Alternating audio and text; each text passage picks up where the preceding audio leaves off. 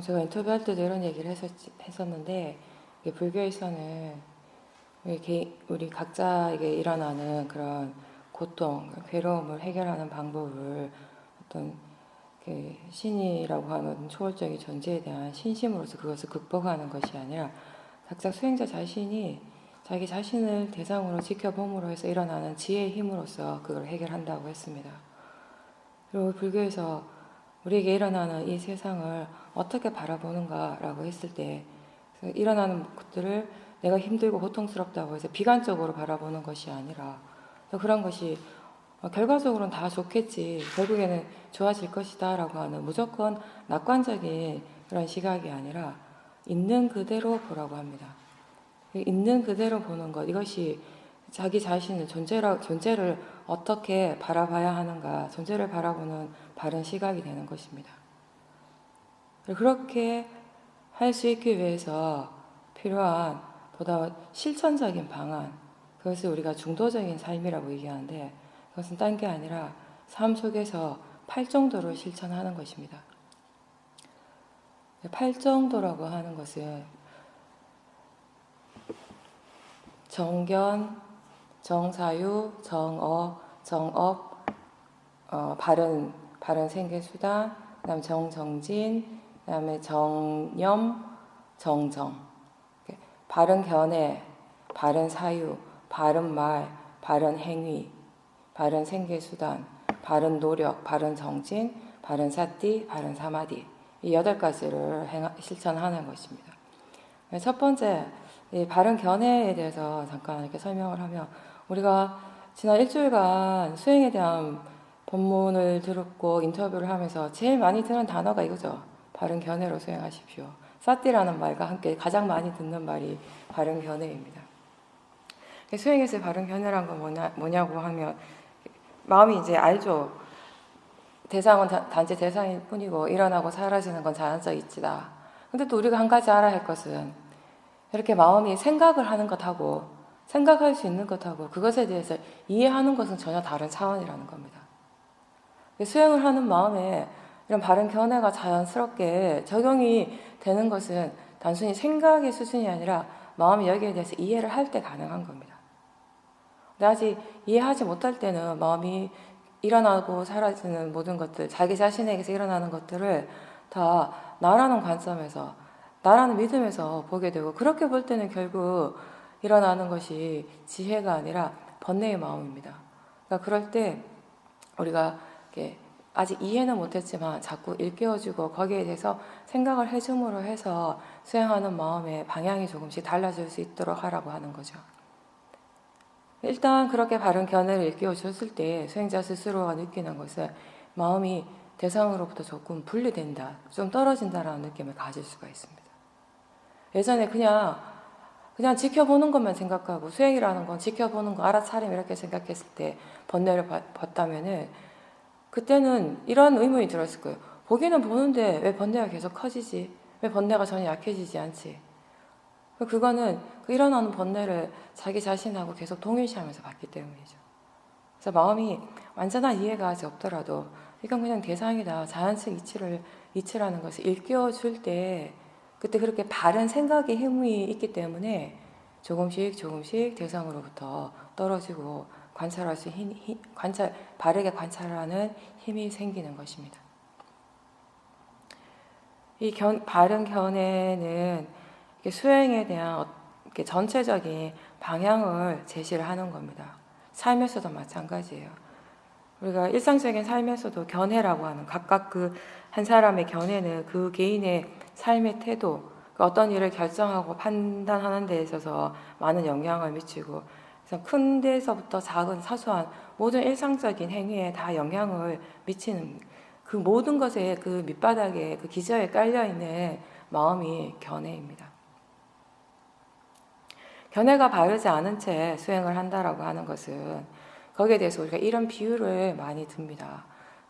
내가 알지 못하는 길을 가는데 그때 그 길을 낮도 아니고 밝은 시간에도 아니고 깜깜한 밤에 그 길을 가는 거예요. 길에 대한 찾아갈 수 있는 정보도 전혀 없이 그냥 깜깜한 밤에 방향도 모른 채 길을 간다라는 것은 100% 길을 잃기 마련인 거죠. 헤매게 되는 거죠. 그래서 견해가 바르지 않은 채 수행을 하는 것은 수행을 하기는 하지만 결국 마음이 바른 쪽으로 개발되는 것은 굉장히 힘들다라는 것입니다. 그리고 바른 견해는 우리 모든 행위 그리고 이런 신구의 삼업을 바른 쪽으로 이끌어주게 하는 가장 근본적인 힘이 되는 것입니다. 세상을 살아갈 때에도 각각 개인이 원인과 결과에 대한 이해, 업과 업의 과보에 대한 이해가 있다면은 우리가 그 이해가 있다라는 것은 바로 이런 거죠. 선법에 마음을 일으켰을 때 그것의 결과는 어떻고, 그리고 불선법을 일으켰을 때 그것의 결과는 어떠한지에 대해서 분명하게 바르게 아는 것입니다. 이런 이해가 분명하게 있는 사람이 어떻게 일상의 삶에서 바르지 않는 말, 나쁜 말과 나쁜 행동, 그리고 좋지 않은 생각들을 아무렇지도 않게 일으키고 할 수 있겠습니까? 자연스럽게 그런 불선법에 대해서 우리가 꺼리는 마음이 일어나고 조심하는 마음이 자연스럽게 일어나게 될 것입니다. 수행하는 사람이든 수행을 하지 않는 사람이든 안입이 설신의 육문을 통해서 대상이 일어난다는 점은 누구나 다 같습니다. 보고 듣고 느끼고 생각하는 이러한 작용들이 수행과는 상관없이 항상 우리 모두에게 일어나고 있습니다. 근데 다만 그런 대상들이 일어날 때, 그런 작용들이 일어날 때 마음이 번뇌로서 반응하는가, 또는 그러한 작용들을 사용해서 사티, 사마디, 위리와 신심, 지혜와 같은 좋은 마음들을 개발시킬 수 있는가는 결국 견해에서 일어나는 것입니다. 견해의 차이입니다.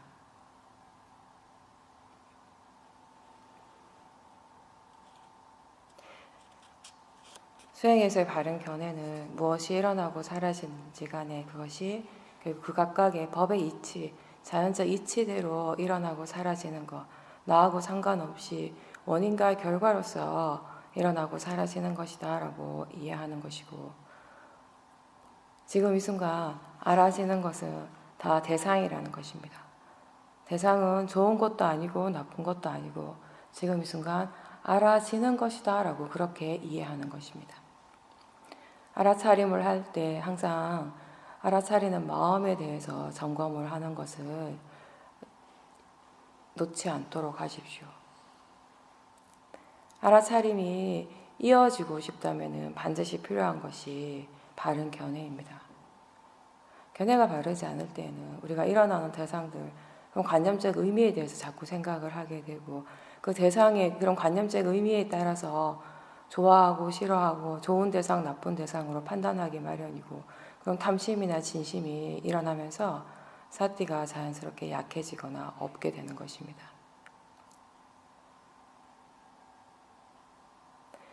여기서 말하는 알아차림이라고 하는 것은 그 알아차리는 마음이 항상 바른 견해로서 알아차리는 것이라는 것을 잊지 마십시오. 그리고 두 번째는 바른 사유입니다. 바른 생각. 경전에 보면은 그 바른 사유에 대해서 부처님께서 세 가지를 말씀하십니다. 욕심을 내려놓는 것에 대한 사유, 그리고 선의에 대한 사유, 악이나 적이 분노 이런 것과 반대가 되는 선의에 대한 사유, 해치지 않음에 대한 사유, 다른 존재를 해치지 않음에 대한 사유. 부처님께서는 이러한 사유가 일어날 때마다 이러한 생각들은 이로운 것이고 지혜가 증장되는데 도움이 되고 열반을 성취하는데 도움이 된다는 것을 알도록 하라고 하셨습니다. 우리가 육체적인 어떤 행위를, 특정한 행위를 계속 되풀이할 때 나중에는 그게 거의 자동적으로 일어나면 그걸 우리가 습관이라고 얘기를 하죠. 마음도 마찬가지라고 했습니다.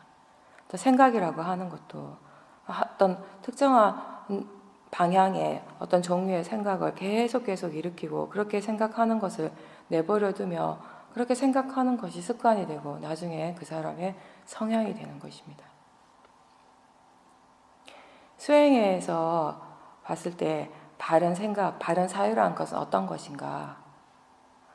기본적으로 많은 수행자들이 수행과 생각을 서로 이제 이 두 개가 좀 상반된 것이라고 이 관계에 대해서 그러니까 대체로 많은 수행자들한테 가지고 있는 수행자들이 가지고 있는 수행에 대한 바르지 않은 이해 중에 하나가 특히 위파사나 수행에서 생각이 수행에 방해가 된다. 그런 생각을 하면 생각이 일어날 때마다 생각 없애려고 노력하겠죠. 근데 생각이라고 하는 건 내가 없앨 수 있는 것이 아닙니다. 마음의 작용입니다. 마음이 있는 이상 생각은 일어나는 것입니다. 수행적인 측면에서 바른 생각은 생각을 하지 않으려고 노력하는 것이 아니라 수행에 도움이 되는 생각을 하면 됩니다. 법에 관한 생각을 하라는 거죠. 우리가 어떤 것에 대해서 관심을 많이 기울이면 마음은 그 대상에 대해서 자연스럽게 생각을 많이 합니다. 법에 대해서 계속 관심을 기울이고 있을 때 우리의 마음은 자연스럽게 저 바깥보다는 자기 자신에 대해서 생각을 하게 되는 겁니다. 지금 이 순간 내 몸과 마음에서 무엇이 일어나고 있는가라고 물어보는 것, 그런 생각들이 다 바른 대상을 향하게 하는 생각들입니다. 밥을 먹을 때 음식에 대한 생각을 하는 것이 아니라 밥을 먹을 때 자기 자신의 몸과 마음에서 실제로 일어나고 있는 대상에 대해서 관심을 기울이고 그것에 대해서 생각을 하는 것, 이러한 것이 바른 사유가 되는 거죠.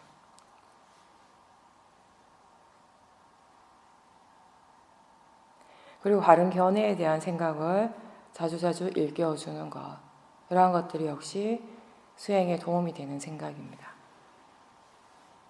그리고 또 어떤 것이 있는가 하면은 수행을 지금 어떻게 해야 하는가, 지금 수행을 어떻게 하고 있는가, 이런 생각도 있습니다. 수행자가 처음에는 대상에만 집중을 하고 대상을 쫓아가는 수행을 하지만 알아차림이 능숙해졌을 때 마음의 관심을 알아차리는 쪽으로 바꿔보라고 했습니다. 그럴 때 이런 노력이 조금 필요합니다. 이런 질문을 하는 노력들이 지금 어떤 마음으로 수행하고 있는가, 수행하는 마음이 지금 어떻게 일을 하고 있는가,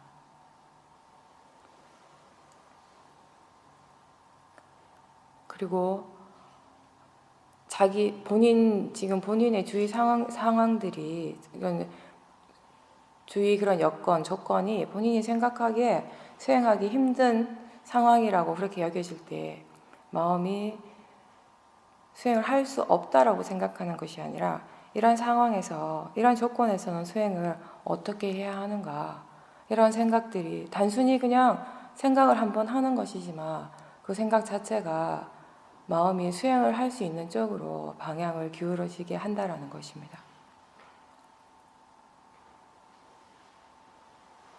우리가 수행을 할 때요, 마음의 어떤 방향성을 바른 쪽으로, 수행하는 쪽으로, 그리고 바른 대상 쪽으로 그 방향성을 제시해 주는 게 굉장히 중요한데 그 역할을 하는 것이 결국 바른 생각, 바른 사유입니다.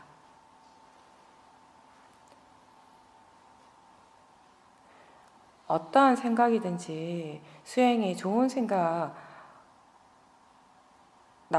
처음부터 근본적으로 그 자체가 수행에 나쁜 생각이 따로 있지는 않아요, 사실. 나쁜 생각, 수행에 도움이 되지 않는 나쁜 생각이라고 하는 것조차도 사실은 우리가 그 내용에만 집중하기 때문에, 그 생각이 내용에 빠져있기 때문에 그렇게 느끼는 것이죠. 어떤 내용의 생각이든지 지금 이 순간 생각하고 있음을 알아차린다면 그 생각은 다 대상인 겁니다. 우리는 생각을 통해서도 사티를 충분히 개발할 수 있습니다. 생각 때문에 수행을 못하는 것이 아니라 그 생각의 마음이라는 것을 이해하지 못하기 때문에 수행을 못하고요. 그 생각하는 마음이 대상이고 자연적 이치라는 것을 이해하지 못하기 때문에 수행이 안 되는 것입니다.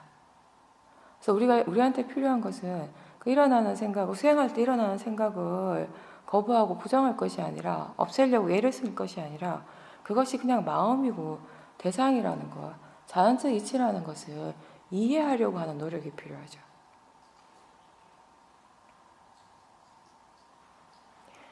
그렇게 우리가 또 수행을 해 나갈 때 우리에게는 수행에 관한 많은 정보들이 있습니다. 들어서 알고 책을 읽어서 아는 많은 정보들, 그 정보들이 실제로 자기 자신의 수행에 바른 도움이 되기 위해서 실제 수행에 적용을 시킬 때 우리는 일단 그것들에 대해서 생각을 해야 돼요. 그죠? 생각을 하지 않고는 아무것도 할 수가 없습니다. 법에 대해서 조사를 하는 것도 마찬가지입니다.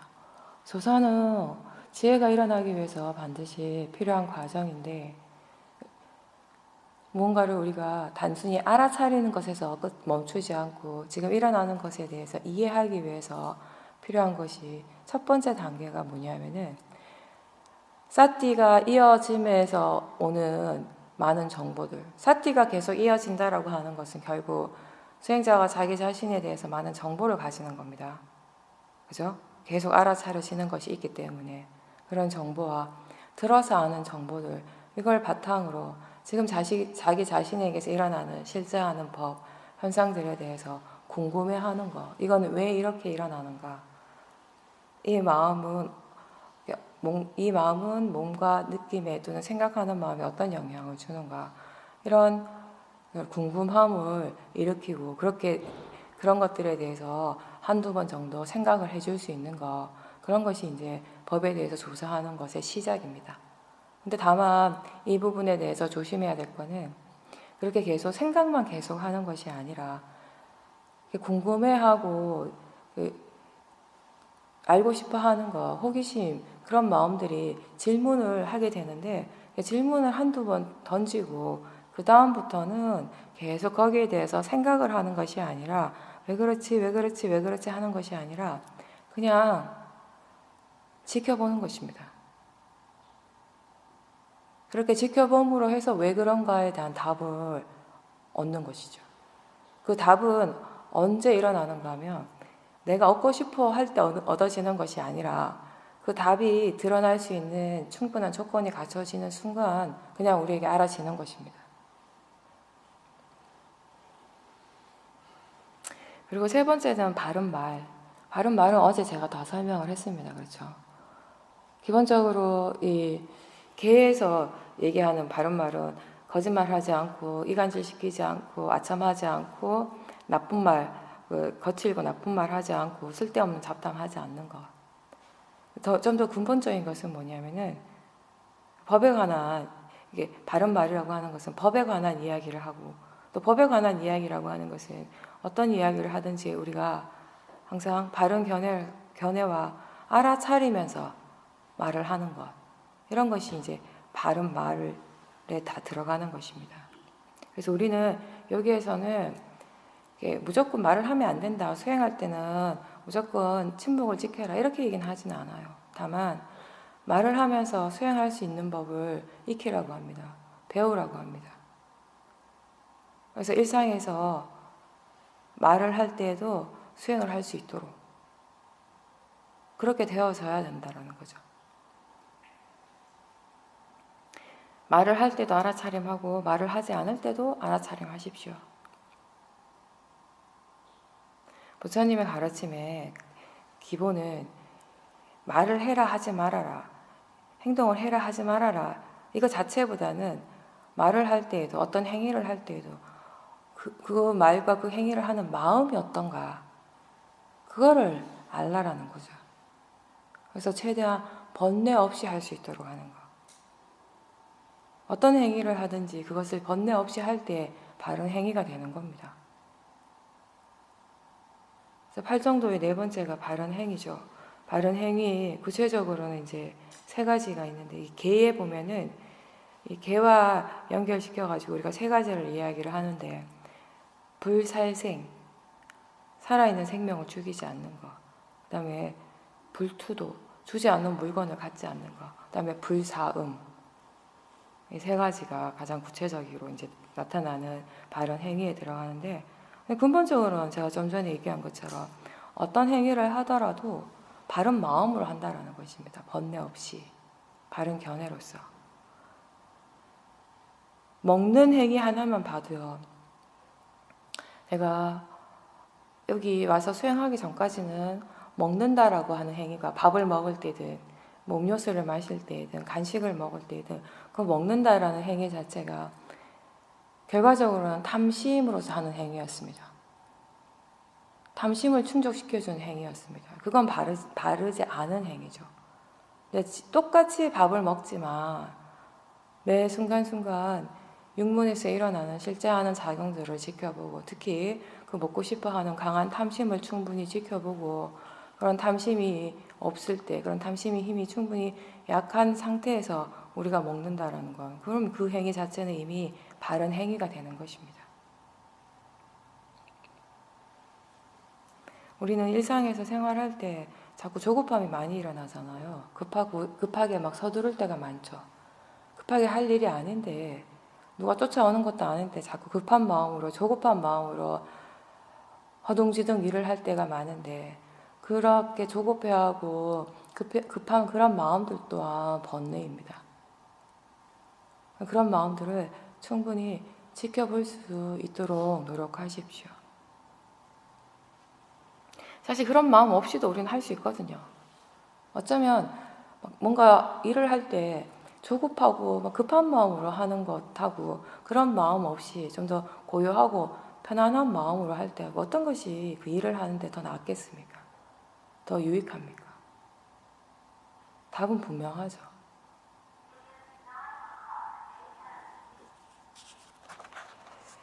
이제 5번째가 정명, 바른 생계 수단인데 바른 생계. 이 부분에 있어서 이제 기본적으로는 재물이라고 하는 것은 반드시 합법적으로 법에 어긋나지 않게 획득되어져야 하고 평화적으로 얻어져야 하는 것이고 그걸 나의 어떤 이익을 위해서 강제나 폭력을 사용해서 다른 존재에게 해를 가해서는 절대 안 된다는 것이에요. 그래서 가장 대표적으로 뭐 살아있는 걸 죽이거나 그것이 꼭 사람에게만 포함되는 것이 아니라 동물도 마찬가지죠. 자기 자신이 스스로 그렇게 죽이는 일을 하거나 또는 무기를 거래하거나 사람을 사고 팔거나 독약을 거래하거나 술이나 좋지 않은 그런 마약 이런 것들을 거래하는 거 이런 것이 이제 거기에 들어가는데 경전에 보면 가끔씩 부처님께서 일반 제가자들을 대상으로 제가자들한테만 하는 그런 법문이 있습니다. 그 중에 하나가 제가자들이 얻어야 할 4가지 행복이라는 경전이 있어요. 그 4가지 행복이 뭐냐면은 첫 번째 소유하는 행복, 두 번째 재물을 누리는 행복, 세 번째 빚 없는 행복, 네 번째 다른 사람들에게 비난받을 일이 없는 행복. 기존에 우리가 아는 불교하고 조금 다르죠. 재물을 누리는 행복. 근데 사실 부처님께서 우리가 불교 이러면 무소유, 뭔가 가지고 있으면 안 될 것 같아요. 돈을 벌으면 안 될 것 같고. 그거는 스님들한테는 맞아요. 스님들은 어떠한 것도 경제적인 생산 활동을 못하게 돼 있거든요. 비구라고 하는 단어의 뜻이 밥을 얻어먹는 사람이에요. 법을 펼치고 밥을 얻어먹는 사람. 근데 일반 제가자들은 아니죠. 각자 경제 활동을 반드시 해야 됩니다. 그죠? 돈을 벌어야 돼요. 부처님이 돈 벌면 안 된다는 말씀 안 하셨어요. 부처님 말씀하신 그 무소유는 무조건 갖지 마라, 돈을 벌지 마라 이런 말이 아니라 우리가 어떤 물건에 대한 그 물건을 갖고 있을 때 그 물건 자체보다는 그것에 대한 집착이 없는 것이 더 진정한 무소유가 되는 거죠, 사실. 그 소유하는 행복, 그리고 부처님이 계실 때 부처님이 직접 이제 본문을 펼치시고 한 그 당대에 부처님을 추종하고 따르던 많은 제가 신도 계층에 있는 많은 사람들이 그 부자들이 많았어요. 경전에 보면 무슨 장자 나오잖아요. 기원정사 이렇게 보시한 사람도 굉장히 부자고, 그 부자들도 많고, 근데 이제 그게 부처님 당시에 인도 사회를 잠깐만 제가 짧게 얘기 드리면, 그때가 이제 어제 인터뷰에서 말씀드린 거는 어떤 정신적인 부분, 그죠? 그런데 변화가 있는 시기라고 했어요. 그래서 새로운 종교들이 많이 이제 생겨나기 시작한 그런 때라고 했는데, 불교는 그 대표적인 신흥 종교 중에 하나였고, 또 경제적으로도 큰 변화가 있는 시기였다고 합니다. 기존의 어떤 농경 중심의 사회에서, 그러니까 이제 도시 무역이 조금씩 활발해지기 시작한 거예요. 물건을 사고 팔고 이런 것들을 이제 제대로 하기 시작한 시기가 그때였다고 합니다. 그런 것들을 하다 보니까 자연스럽게 이 상업하는 사람들이 돈을 벌게 된 거예요. 그죠? 뭔가 이렇게 경제력이 생기게 된 거죠. 근데 문제는 인도 사회가 철저한 계급주의 사회잖아요. 지금도 여전히 그런 잔재가 남아있는데, 상인들은 그 계급 사회 4개로 나눠져 있는 그 계급 중에 3번째 계급이거든요. 그러니까 낮은 계급인 거예요. 그러니까 어떻게 보면 그 사람들이 그 시기에 많은 엄청난 부를 축적을 했는데, 그 돈이라고 하는 건 일종의 어떤 보통의 사회에서는 그 사람의 어떤 힘이 될 수가 있는데, 인도 사회에서는 그게 좀 막혀 있는 거죠. 자기네들의 어떤 파워를 사회에서 뭔가 표현하거나 실천하기가 좀 힘들었죠. 계급 사회이기 때문에. 근데 이제 부처님께서는 그 기존의 어떤 그런 계급을 따르는 그런 것이 아니라, 불교의 기본이 평등이잖아요. 모든 사람들이 이 브라만의 부모에게서 태어났다고 해서 내가 브라만이 되고, 뭐 천민에게서 태어나서 내가 천민이 되는 것이 아니라, 부처님이 바라보는 게 존재에 대한 것은 내가 바른 마음을 일으키고 좋은 마음을 일으키면 그 사람은 품이 있고 고귀한 사람이고요. 아무리 자기 계급 자체가 브라만이라 하더라도 항상 나쁜 생각하고 다른 사람한테 해를 끼치는 행동을 하고 입으로 거친 말을 하고 욕을 하고 사는 사람들은 저급한 사람인 거예요, 그 사람은. 그러니까 그런 이제 걸 말씀을 하시니까, 그러니까 계급에 따라서 누구는 출가시키고 누구는 출가시키지 않고 이런 것도 없었죠. 누구나 다 받아들이셨죠. 부처님 10대 제자 중에서 오발리 존자라고 있는데, 우팔리 존자라고 이렇게 부르기도 하는데, 그분은 부처님이 출가하시기 전에 왕궁에 계실 때 이발사였거든요. 근데 그게 출가하고 했을 때, 그분이 출가하고 난 다음에 그 왕궁의 왕자나 이렇게 귀족이었던 사람들이 조금 더 늦게 출가했어요. 불교에서는 먼저 출가한 사람이 이제 상석이 되는 거죠. 근데 그게 인도 사회, 그러니까 우팔리 존자가 출가하기 전에는 굉장히 낮은 계급이었잖아요. 근데 이제 출가를 하고 나서는 그 일반의 어떤 그런 계급에 그 적용이 되는 것이 아니라, 이게 불교 승가에서의 그 규칙을 따르는 거죠. 근데 그런 것이 지금 우리가 봤을 때는 너무 자연스럽고 당연한 건데, 당시 불교에서는 말도 안 되는 거였어요. 파격을 넘어서서 이거는 말도 안 되는 거. 그리고 여성들을 출가시킨 것도 마찬가지고, 여성들이 어떤 하나의 존재의 어떤 인격체로서 그때는 대우를 잘 못 받을 때였거든요, 사실은. 재산의 일부처럼 취급되기도 하고. 근데 그런 여성을 그대로 인정을 하고, 이렇게 물론 그 중간에 어떤 과정들은 있었지만 결국엔 이제 출가자로 인정을 하셨잖아요. 그런 것들이 굉장히 파격적인 거죠. 그래서 이 첫 번째 소유하는 행복, 그러니까 부처님께서 제가자들한테 그런 말씀하신 거예요. 무조건 돈을 벌지 마라, 이게 아니라 돈은 벌어도 괜찮은데 그 대신에 바른 방법으로 벌어라. 정당하게. 남한테 피해 주지 말고 내 이익을 위해서 비열한 방법을 쓰지 말고 정당하게 버는 돈은 괜찮다. 그렇게 돼서 부자가 되는 건 상관없는 거예요. 부자가 되는 게 잘못된 것이 아니라는 거죠. 그렇게 벌 때 다만 거기에 집착은 하지 말아야겠죠. 그게 상당히 힘든 거죠.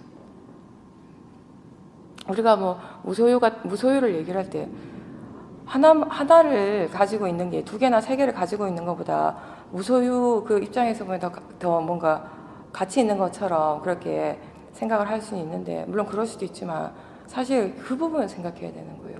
우리가 하나밖에 없기 때문에 일어나는 그 하나에 대한 집착, 그 집착이 너무 강할 때 불교적 의미에서는 진정한 무소유라고 하기는 사실 힘들죠. 요즘 저번에 제가 이제 인터뷰를 했을 때 어떤 분들은 그런 얘기 하더라고요. 요즘 미니멀리즘인가? 그게 유행을 해서 실제로 어떤 분은 자기가 가지고 있는 물건의 60%를 다 갖다 버렸다고. 근데 불교에서 얘기하는 진정한 미니멀리즘은 그런 물질적인 것을 줄이는 것이 아니라 그 물질에 대한 탐심, 그 마음의 미니멀리즘이에요. 마음은 다이어트 하는 거. 마음을 결국, 마음의 그 탐심이 사라지지 않으면 60%를 벌었지만 한 1년쯤 지나면 다시 한 120% 돼 있을 겁니다.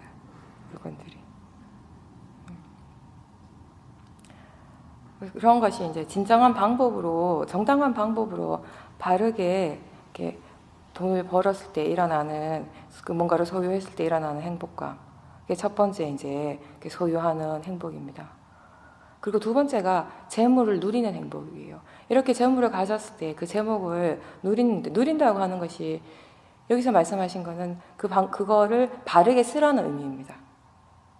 그걸 자기가 독점을 하고 내 욕심을 채우기 위해서 그런 수단으로서 재물을 사용하는 것이 아니라는 거죠. 사실 돈이라고 하는 것이요. 그것을 가지고 있는 사람이 진정 지혜로운 사람이라면, 그 사람의 마음의 힘이 정말 좋은 사람이라면 그 사람이 그 재물을 가지고 돈을 가지고 할 수 있는 많은 일들이 있어요. 많은 사람들에게 이익을 줄 수 있거든요, 사실은. 그 재물을 누리는 행복, 구체적으로는 이제 그런 건 말씀하셨어요. 가족들, 부모나 친지들, 그 동료, 친구, 그리고 또 중요한 건 나를 위해서 일을 해주는 사람들. 그런 사람들을 위해서 돈을 쓰라는 거예요. 그 사람들을 부양하고 그 사람들이 만족하고 바르게 행복한 그 자기 자신의 그 행복을 지킬 수 있도록 도와주라는 거죠. 그리고 나 자신을 위해서는 어떤 것이냐면은 그 재물을 좋은 데 쓰라는 거예요.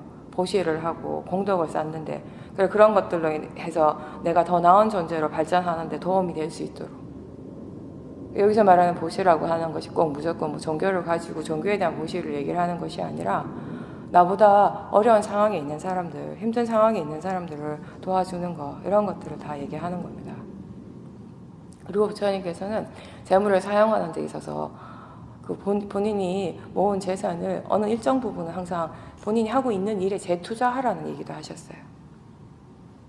그래서 계속 발전을 해나가라고. 그리고 세 번째가 빚 없는 행복. 요새는 빚이 많다면서요, 은행에. 그런 거, 이게 빚이 없는 것 자체가 행복이라는 거죠. 그리고 네 번째는 비난받을 일 없는 행복인데, 이거는 이제 앞에 얘기한 첫 번째, 두 번째, 세 번째하고 조금 다른데, 비난받을 일 없는 행복은 기본적으로 우리가 신구의 몸으로 하는 행위, 입으로 하는 말, 그리고 일어나는 마음, 이 세 가지를 통해서 일어나는 모든 것들을 항상 바르게 하려고 노력하고 그렇게 바르게 함으로써 다른 사람에게서 비난받지 않도록 하는 거죠. 이거의 가장 기본은 시작점은 이제 계를 지키는 것에서부터 시작합니다. 계를 지키려고 노력을 할 때 기본적으로 우리는 바른 행위의 모든 것이 거기에 들어가 있거든요. 그리고 이제 여섯 번째가 바른 정진. 이거는 제가 오력할 때 다 설명했습니다. 바른 위리야 같은 겁니다. 탐심으로 무조건 막 애를 쓰고 힘주고 하는 것이 바른 노력이 아니라 어떤 성취욕을 가지고 하는 것, 목표를 가지고 굉장한 어떤 목표 지향적으로 어떤 수행적인 체험, 어떤 수행의 어떤 상태, 도달하고자 하는 어떤 상태를 가지고 그 목표에 도달하기 위해서 그 탐심으로 수행하는 것이 아니라 매 순간순간 바른 견해로서 꾸준하게 수행하게 하는 그 힘, 그 에너지를 우리는 바른 노력이라고 합니다. 그리고 이제 일곱 번째가 바른 사띠, 바른 알아차림. 그래서 끊임없이 얘기했으니까 넘어가겠습니다. 그리고 바른 사마디. 이것도 역시 제가 그 오력에서 설명했죠. 사마디에 대해서 설명할 때 우리가 여기서 얘기하는 바른 사마디, 바른 위파사나 사마디라고 하는 것은 그 사마타 수행에서 얻어지는 사마디하고 좀 다르다고. 여기서는 그 대상은 계속 달라지지만 매 순간순간 대상이 계속 바뀌지만 어떻게 마음이 고요할 수 있는가. 아무리 많은 대상이 일어나더라도 그 대상의 성질은 하나라는 것입니다. 지금 이 순간 알아지는 성질, 마음이 그렇게 알고 있기 때문에, 대상을 그냥 대상으로서만 알고 지켜보기 때문에, 그리고 일어나는 것들을 나의 관점이 아니라 자연적 이치로서 보고 있기 때문에 대상에 대해서, 어떠한 대상이 일어나더라도 거기에 대해서 마음이 흔들리거나 동요하지 않는 것, 대상에 빠져들지 않는 것. 그리고 마음이 그렇게 함으로 해서 고요하고 굉장히 안정된 상태라고 했습니다. 단순히 고요하고 안정된 것에서 끝나는 것이 아니라 깨어있는 상태, 고요하지만 동시에 활발한 상태. 고요하다고 해서 모든 것이 멈춰있어서 고요한 것이 아니라는 거죠. 고요하다고 해서 대상이 없는 것이 아니라 대상은 계속 일어나고 있고 수행하는 마음은 계속 알아차리고 있는 중이에요. 이런 사마디가 있을 때, 바른 사마디가 있을 때 마음은 더 많은 것을 더 분명하게 볼 수 있기 때문에 법에 대한 조사를 할 수 있고 지혜가 일어날 수 있는 좋은 조건이라고 했습니다. 근데 다만 이렇게 마음이 고요해지고 편안해지면 사람들이 그 상태를 너무 즐기려고만 하는 거예요. 그게 이제 문제인 거죠. 거기에 빠져드는 것. 어떤 특정한 마음의 상태나 특정한 수행의 체험 그 자체에 너무 크게 만족을 하고 그걸 좋아하게 되면 수행이 오히려 퇴보하게 되는 겁니다. 무엇이 일어나더라도 그냥 대상으로 알도록 하는 것입니다. 마음이 고요한 상태 또한 대상이고 행복하다면 행복한 그 느낌 또한 대상입니다. 그리고 우리가 뭔가 처음 이해했을 때는요, 마음이 어떤 마음이 일어나는가 하면 내가 뭔가 다 안 것 같아요. 완전하게 다 안 것 같아요. 거기에 대해서. 와, 내가 다 했다, 다 알았다. 이건 분명하게 알았다. 이런 느낌이 들어요. 근데 수행을 또 계속 해 나가다 보면 또 이해가 생겨요. 또 새롭게 뭔가를 이해하는 순간이 오면 그 순간엔 또 다 알았다라고 얘기하거든요. 근데 이제 비교를 해보면 이전에 내가 다 알았다라고 했을 때 그 마음을 다시 한번 그때 점검을 해보면 지금 새로운 더 깊은 이해가 생긴 상태에서 예전에 그 이해를 보면은 그때 그 이해는 사실 별게 아닌 게 많아요. 아주 얕은 수준의 지혜였다라는 거죠. 지혜가 계속 깊어지거든요. 이런 체험을 계속 하다 보면 수행자가 이제 알게 되죠. 뭔가를 분명히 이해하는 순간 마음이 그것을 이해한 것 자체는 좋은 거 맞습니다. 바른 좋은 결과가 일어났어요. 근데 이제는 마음이 내가 다 알았다라고는 생각하지 않아요. 아직 여전히 알아야 될 것이 많다라는 것도 알고 있습니다. 마음이.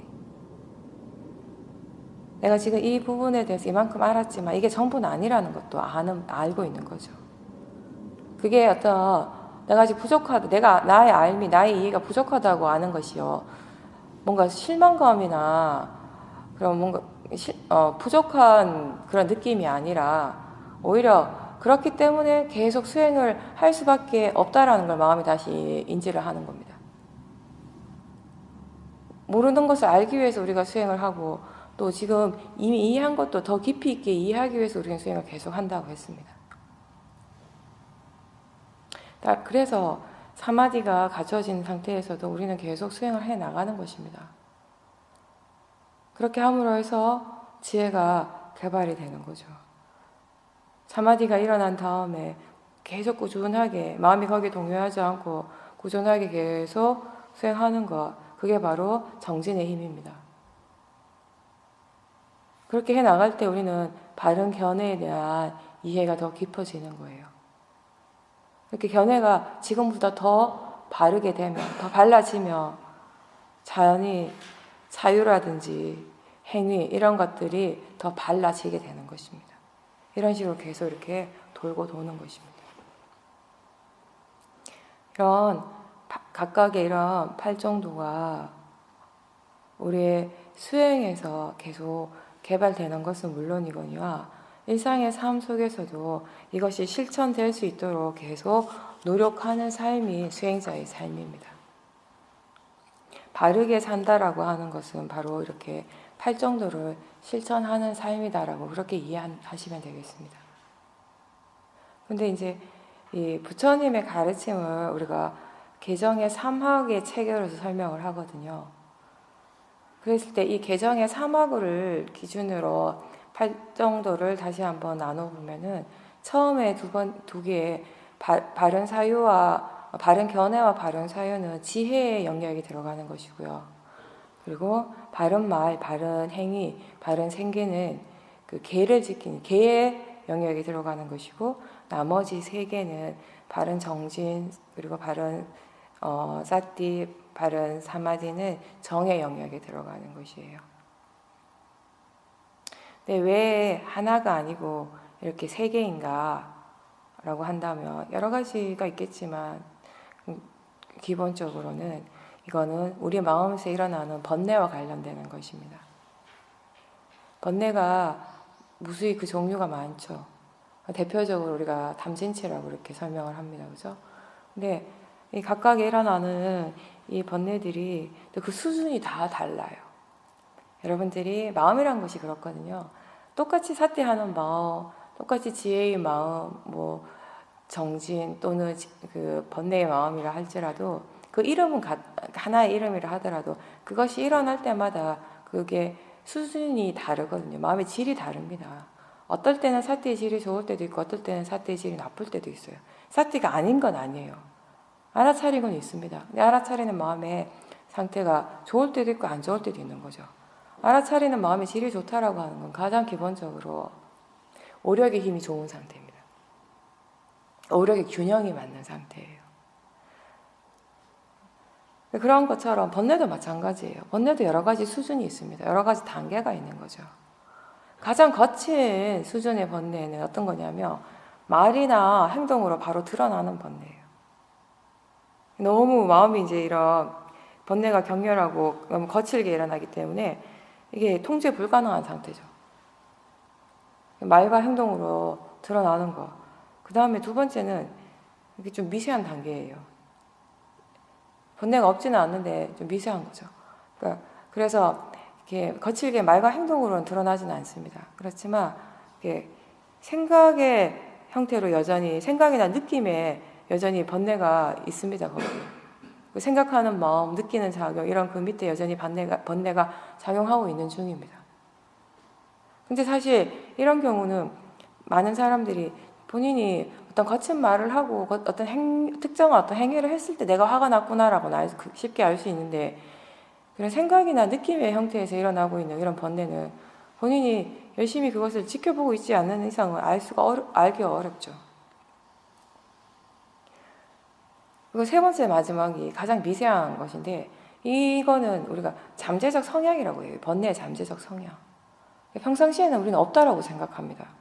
이런 단계의 번뇌는 없는 줄 알아요. 내가 번뇌가 없다라고 생각하는데 사실은 번뇌가 일어날 조건이 안 갖춰졌을 뿐입니다. 지금 굉장히 좋은 마음을 개발시키고 일주일 동안 열심히 수행을 하고 있습니다.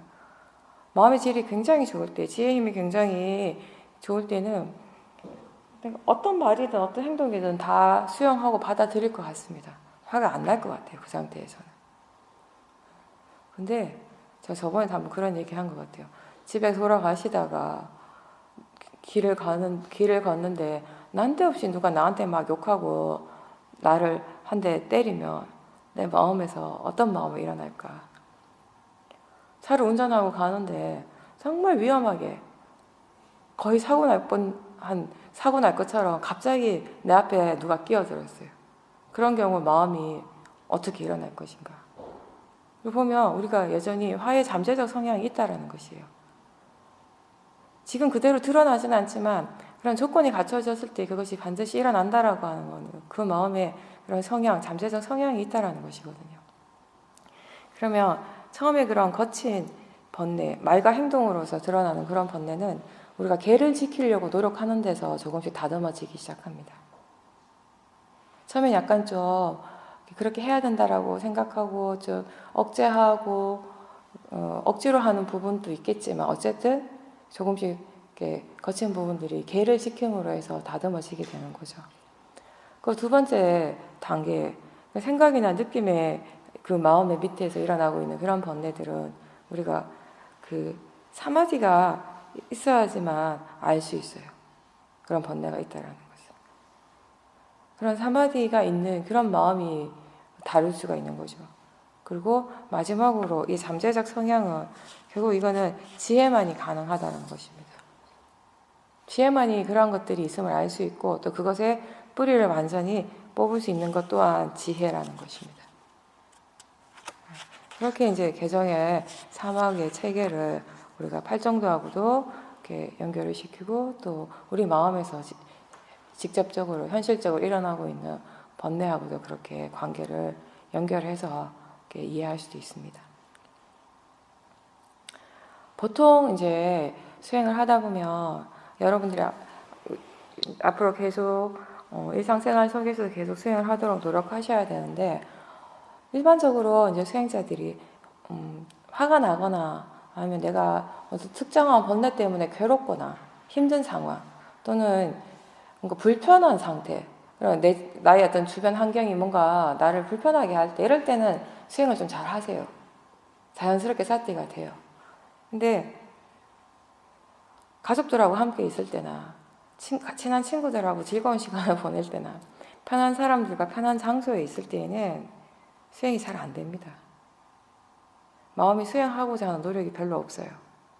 좀 불편하고 힘들 때는 수행해야지 하는데 편한 사람들과 편한 시간을 보낼 때는 나한테 매우 익숙한 장소에서 그런 편한 시간을 보낼 때는 마음을 그걸 즐기려고 하지 지금 수행을 해야 된다라는 마음이 생각을 못 하는 거죠. 따라서 그런 장소에 있을 때, 그런 대상들과 있을 때, 사람들과 있을 때 우리의 그 마음의 위리가 굉장히 약해지기 때문에 더 많이 노력을 해야 되는 시간이에요. 수행하기 위해서. 근데 우리가 반대로 하잖아요.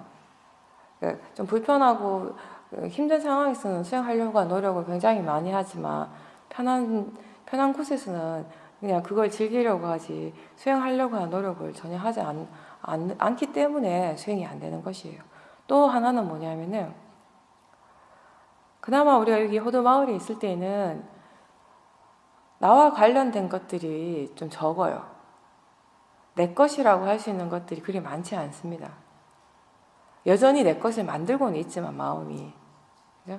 그렇지만 그렇게 많지는 않을 거예요. 비교해보면 뭐가 비교하면 집에 돌아갔을 때만 비교하면 집이라고 하는 순간 이제 내가 돌아간다라고 하는 순간 우리에게 자연적 이치 이거는 이제 없어요.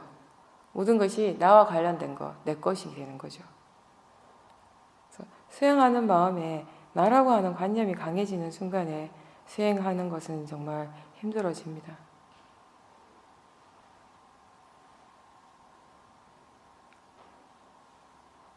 그래서 어떠한 상태에 있고 어떤 대상들과 있든지 간에 항상 사띠를 놓치지 않도록 하는 노력을 계속 기울이셔야 돼요. 집으로 돌아가셔서는 더 그 노력을 사실은 더 많이 해야 되는 거예요. 사실 호도마을에 있을 때보다 집에 있을 때 수행하고자 하는 노력을 더 열심히 해야지 그나마 수행을 할 수 있게 될 겁니다. 근데 이제 그런 노력들이 자연스럽게 약해져 버리죠. 집에 돌아갈 때 우리의 마음가짐 자체가 달라지기 때문에 수행하러 가는 것이 아니라 내 집인 거예요, 이제. 집이라고 하는 공간은 수행하는 공간이 아니라 수행 말고 다른 할 일이 너무 많은 곳이에요, 이제. 수행보다 더 중요한 것들이 갑자기 많아져 버려요. 돌아가시면. 그래서 수행이 안 되는 거죠. 마음이 이게 중요하다라고 할 때 거기에 관심을 자연스럽게 보내요. 여기 호도마을에 있는 동안에는 가장 중요한 것이 수행이거든요. 그래서 마음의 관심이 자꾸 수행 쪽으로 자연스럽게 그나마 그래도 되는데 집으로 돌아가고 회사로 돌아가는 순간 수행은 저 뒷전입니다. 나중에 좀 있다가 시간 좀 나면 밤에 내일 이런 식으로 자꾸 미뤄지다 보면 왜냐하면 마음이 수행보다 이게 더 중요한 게 너무 많은 거예요. 지금 수행하기 전에 이것 좀 하고 이것 좀 끝내고 난 다음에 수행해야지. 그러고 나면 또 딴 게 와요. 이것 좀 하고 수행해야지. 그러고 나면 내가 너무 열심히 일했으니까 좀 쉬어야지. 그리고 또 수행해야지. 그럼 이제 수행하는 마음의 질이 뚝 떨어지는 거죠. 그러다 보면 결국 이제 다시 처음으로 돌아가요. 원점으로. 나중에 한 1년쯤 있다 호도마을에 다시 오시면 그때는 또 전혀 생소한 것이 되는 거죠. 새롭게 시작하는 거죠. 이제 정말. 그렇게 무한 반복하시는 분들도 있습니다. 사실.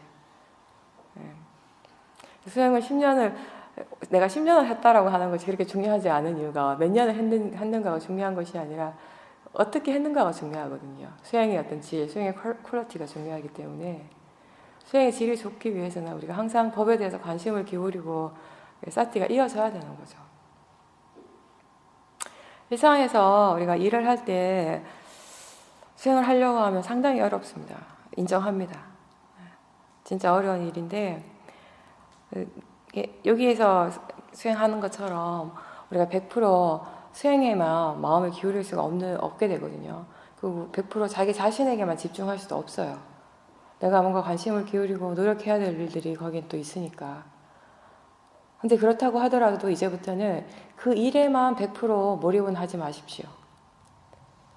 적어도 아주 적어도 5%라도 단 5%, 6%라도 수행하는 쪽에 조금이라도 관심을 두고 있어야 하는 것이 중요합니다. 사티의 질이 좋은가 나쁜가 이런 거 필요 없고요. 그냥 어떻게든지 알아차릴 수만 있다면 충분합니다. 처음에는. 잘 알아차리려고 하지 말고 하나하나 다 알려고 하지 말고 그냥 거칠게라도 대충이라도 알아차리고 있다면 그걸로 충분합니다. 지금 무엇을 알아차리고 있는지 몰라도 돼요. 너무 수행하려고 또 너무 애를 쓰면 일에 지장이 되니까. 또 일에만 너무 집중하면 수행을 할 수가 없고 이 균형을 맞추는 게 쉽지 않죠. 우리가 제일 어려운 게요. 적절함을 아는 것이고 균형을 맞추는 일이에요. 이거는 생각으로서 되는 것이 아니라 수많은 체험을 통해서 마음이 이제 터득하게 되는 지혜거든요. 균형감이라고 하는 게 여기 호두마을이 있는 동안은 마음의 관심이 100% 이쪽으로 와 있어도 됩니다. 또 그렇게 하도록 노력하는 것이고요. 근데 바깥에는 그게 안 되는데 이 100%가 다 저쪽으로 나가지 말도록 노력하시라는 거죠. 어떨 때는 저 바깥에 우리가 80% 관심이 있다면 이쪽에 한 20%는 남아 있을 수 있죠. 어떨 때는 또 70%, 여기 30%, 어떨 때는 반반이 될 수도 있고, 어떨 때는 그 일하는 것이 그렇게 중요하지 않고 또 내가 거기에 이미 익숙하다면 이쪽에 더 중점을 두세요. 60%, 70% 마음 쪽에 더 중점을 두십시오. 그래도 일을 할 수 있거든요. 우리가 새벽에도 잠깐 그런 얘기 했는데 어떤 일을 할 때 그 일이 어떤 일인가에 상관없이 무조건 그걸 할 때 막 이렇게 필요 이상의 많은 힘을 주고 있어요. 애를 쓰고 있거든요. 바깥에 나가서 한번 잘 알아차림 해보십시오. 어떤 일을 할 때마다 내가 뭔가 마음이 어느 정도의 힘을 주고 있는가. 그걸 알 때 그거보다 조금 힘을 빼보세요. 힘을 조금 빼고 그 일을 해볼 때 그 일을 충분히 할 수 있거든요. 대부분의 경우. 필요 이상의 에너지를 사용한다라는 거예요. 그래서 우리가 쉽게 지쳐요. 그 일을 하는데 꼭 100% 내가 모든 걸 다 쏟아놓지 않아도 할 수 있는 일인데 이걸 그렇게 해야 된다라고 지금까지 믿어온 거죠. 그러니까 습관적으로 그렇게 막 거기에만 100% 몰입을 하다 보니까 수행을 못 하시는 거예요. 그런 이런 안팎의 균형감을 조금씩 스스로 이제 체득하게 되면 일상생활에서도 수행을 하실 수가 있겠죠. 근데 그게 물론 그런 건 있어요. 내가 말은 이렇게 하지만 말처럼 쉬운 일은 아닙니다. 며칠 수행해 보셔서 알겠지만 수행이 말처럼 되는 일이 아니죠. 듣는 것처럼 되는 게 아니죠. 얼마만큼 본인 스스로가 꾸준하게 노력하는가의 일입니다. 한두 번 해서 안 된다고 실망하고 포기할 일은 절대 아니라는 거죠. 꾸준함이 생명입니다. 그 결과가 어떻든 상관없이 수행 자체를 꾸준하게 하는 것입니다. 수행을 그렇게 꾸준하게 했을 때 나머지는 다 결과로서 언젠가 일어난다라는 것이, 그러한 것이 일어날 조건이 갖춰졌을 때, 그것이 드러날 조건이 갖춰지는 순간 우리는 그 법을 이해하게 되는 것입니다. 그리고 이제 세상을 살다 보면 다른 사람들과의 관계 속에서 일어나는 번뇌도 굉장히 많아요. 그럴 때 기본적으로 수행자들은 그 번뇌, 내 마음에서 일어나고 있는, 그 사람 쪽이 아니라 내 마음에서 일어나고 있는 이 번뇌를 지켜보고 그것을 이해하고자 하는 마음가짐으로 시작을 하십시오. 그게 바른 마음가짐입니다. 근데 우리 대부분의 사람들은 어떤 그런 관계가 힘들어지고 복잡해지고 그것 때문에 내 마음이 힘들고 괴로울 때 그냥 생각은 그것밖에 없어요. 어떻게 하면 이걸 좋게 바꿀 수 있을까? 어떻게 하면 내가 이런 괴로움에서 벗어날까? 그것만 생각하잖아요. 그죠? 근데 사실 그걸 한순간에 막 이렇게 좋게 할 수 있는 그런 힘이 우리한테는 없어요, 잘. 그런 관계 속에서 일어나고 있는 번뇌 때문에 내가 힘들고 괴롭다면은 당장 그 일을 내가 바라는 쪽으로, 나에게 좋은 쪽으로 이렇게 막 다 돌리려고, 바꾸려고 힘을 주고 애쓰는 것이 아니라 먼저 지금 그런 상황 자체를 인정하고 받아들이십시오. 지금 마음에서 이런 번뇌가 일어나고 있고 뭔가 그런 번뇌들, 그런 거친 번뇌들 때문에 뭔가 마음에서 좋지 않은 느낌이 일어나고 있고 그런 번뇌들이 지금 상대에 대해서 계속 화의 마음을 일으키고 있고 좋지 않은 그 마음을 계속 일으키고 있다라는 거. 이런 본인에게서 일어나고 그 사람과의 관계 속에서 일어나고 있는 모든 것들을 최대한 그 자체를 대상으로서 그리고 자연적 이치로서 인정하고 받아들이는 것에서부터 이제 시작을 하는 거예요. 지금 자기 자신에게서 일어나는 것을 부정하고 이걸 계속 그냥 좋은 쪽으로 바꾸려고 할 때 수행하는 마음이 더 힘들어지거든요. 알아차림을 할 수 없게 되는 거예요. 그 지금 일어나고 있는 것을 있는 그대로 수용하고 받아들이는 것에서부터 사실 수행은, 바른 수행은 시작을 하는 겁니다. 그 일어나는 번뇌를 있는 그대로 알아차리는 것에서부터 하는 거죠. 상대방 쪽으로 자꾸 마음이 갈 거예요. 상대에 대한 생각, 상대가 나한테 한 말이나 행동에 대한 계속 생각들이 일어나게 되고 그 번뇌가 유발된 그 일에 대한 그 일의 내용적인 부분들을 다 자꾸 생각하고 그런 부분들을 자꾸 집중하려고 하는 마음이 일어나는데 그 생각은 그런 마음들은 따라가봤자 계속 번뇌를 더 유발시키고 번뇌를 더 키우는 일이거든요. 지금 일어나는 뭔가 마음에 작용하는 쪽, 실제 하는 쪽으로 관심을 돌리려고 더 노력을 하시고 그게 너무 힘들면 좀 약간 사마타 쪽으로 호흡에 한다던가 뭔가 이렇게 강하게 집중하면서 지금의 그 거친 번뇌를 좀 짧은 시간에 가라앉도록 하고 난 다음에 다시 알아차림 하시면 됩니다. 그 일을 지금 당장 해결해야 된다 이런 것보다는 지금 일어나고 있는 이 번뇌의 마음을 보고 이 마음에 대해서 뭔가 새롭게 이해하고자 하는 그런 마음가짐이라면 수행을 충분히 하실 수 있어요. 우린 자꾸 또 그런 상황에서 그 사람을 이해하려고 하잖아요. 내 마음을 좋게 바꾸려고. 그 사람이 뭐 그렇게 하는 이유가 있겠지. 다 자기 나름대로의 뭐 상황이 그렇겠지라고 하는 그런 생각을 해서 마음이 좋아질 때도 있지만 그게 궁극적인 해결 방법은 전혀 될 수가 없어요. 그러니까 진짜 그 해결할 수 있는 궁극적인 방법은 이렇게 그 자기 자신의 그 번뇌의 마음을 대상으로 보는 것에서부터 이제 시작을 하는 겁니다. 일상에서 수행을 계속 꾸준히 해 나가는 것이 중요하다는 얘기를 제가 계속 하고 있습니다. 여기에서 자선과 행선을 하는 거는 결국은 우리가 어떤 상황에서든지 알아차릴 수 있도록 마음의 힘을 키우는 연습하는 것이라고 되어 있습니다. 뭔가 마음에 긴장 없이 힘주지 않고 알아차릴 수 있도록 스스로에게 자꾸 일깨워 주십시오. 수행은 장소나 시간, 자세와 상관없이 언제든 할 수 있다고 했습니다. 단 견해가 바를 때. 여러분들이 제가 그 얘기 자주 하는데 지하철을 탔을 때도 수행하실 수 있어요. 지하철에 앉아서 알아차림 하는 게 자선입니다. 자선이 법당에 앉아서 수행하기 때문에 자선이 아니라 앉아서 알아차림 하는 건 다 자선입니다. 집에 가셔서 소파에 이렇게 기대서 알아차림 하셔도 그건 자선이고요. 직장에서 또 의자에 앉아서 자선을 하셔도 그것도 알아차림 하시면 그것도 자선이 되는 거고 버스나 지하철에서 자리에 앉아서 알아차림하면 그것 또한 자선입니다.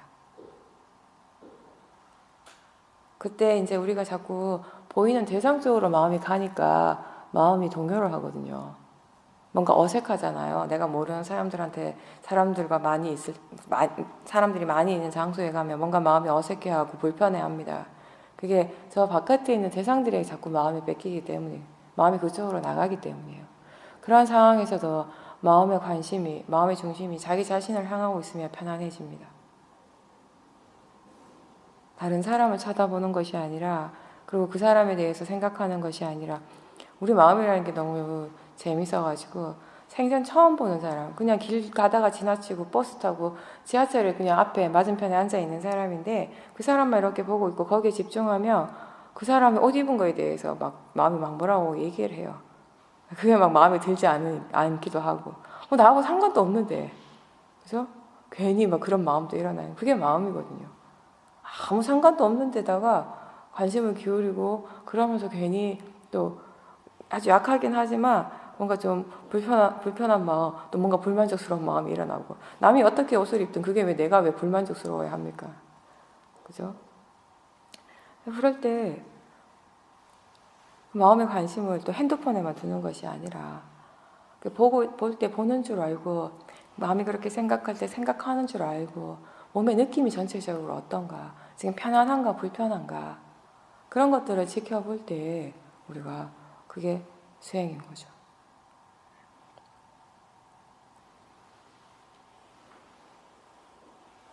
무엇을 하든지 본인이 어떤 마음으로 하고 있는지 보는 것을 습관을 들이도록 하십시오. 그렇게 계속 수행을 하면서 수행의 이익을 스스로 체험하게 될 때, 그때 여러분들이 지금 하고 있는 이 수행이라고 하는 이 일에 신뢰가 생기는 거죠. 믿음이 생기죠. 그래서 계속 수행을 계속 할 수 있는 그런 마음의 힘이 생기는 겁니다. 수행자는 항상 지금 현재에 깨어있는 사람이라고 했습니다. 그리고 그렇게 수행을 해서 그 원인과 결과를 이해한 사람은 지금 이 현재의 마음을 깨끗이 하고자 노력을 하지, 아직 오지 않는 미래에 대해서 너무 두려워하지 않습니다. 우리에게 있어서 과거라고 하는 건 그냥 10년 전, 20년 전, 먼 옛날뿐만 아니라, 그리고 내가 알지 못하는 그런 전생만 과거가 아니라 지금 바로 직전에 일어났던 그 마음은 이미 과거입니다. 지금 일어나는 마음이 현재의 마음이죠. 이 현재의 마음 이전에 일어났던 모든 것들은 다 과거예요. 그 아직 일어나지 않는 마음은 미래입니다. 우리의 과거와 현재의 미래는 그렇게 계속 이어지고 있는 것입니다. 어떻게 보면 불교에서 본다면 그런 과거, 현재, 미래가 전생, 현생, 다음 생 꼭 그것만 얘기를 하는 것이 아니라, 수행자는 우리의 마음의 작용적인 측면을 보는 거예요. 이미 일어나고 사라진 마음의 작용은 과거죠. 지금 현재 우리가 알아차리는 이 마음은 현재입니다. 아직 일어나지 않는 마음의 작용은 미래가 되겠죠. 네, 이 과거의 마음이 일어나고 사라졌지만, 그때 이미 사라지고는 없지만, 그 마음 자체는 없지만, 그 마음의 그 힘, 그 마음의 그 업의 에너지가 지금 우리가 말을 하고 행동하고 생각하는데 영향을 미치는 겁니다. 그 지금 어떤 마음가짐, 어떤 견해로 말을 하고 행동하고 생각하는가가 아직 일어나지 않는 다음의 마음에 영향을 미치게 되는 거예요. 이런 식으로 이제 계속 이어지는 겁니다. 따라서 우리가 미래를 바꾸고 싶다면 지금 현재 일어나는 것에 더 집중을 해야 하는 겁니다. 지금 현재가 과거의 결과임과 동시에 아직 일어나지 않은 미래의 조건이 되기 때문에, 죽어서 좋은 곳에 가는 것이 아니라 지금 현재 이 순간 바르게 사는 것이 우리의 목적이 되는 것입니다. 그거는 수행도 마찬가지예요. 내일 내가 수행을 더 열심히 해야지, 이런 건 중요하지 않아요. 지금 이 순간 수행하는 게 중요하지. 지금 이 순간 수행을 하고 있을 때 내일 수행을 더 잘할 수 있게 되는 겁니다. 그게 자연적 이치예요. 그래서 이런 마음의 법의 그런 이치를 이해하시고, 그리고 다른 어떠한 것보다 사티, 알아차림이 있는 순간이 자기 자신에게 가장 소중한, 자기 자신에게 가장 유익된 시간임을 스스로 분명히 이해하시기를 바랍니다. 네, 마치겠습니다.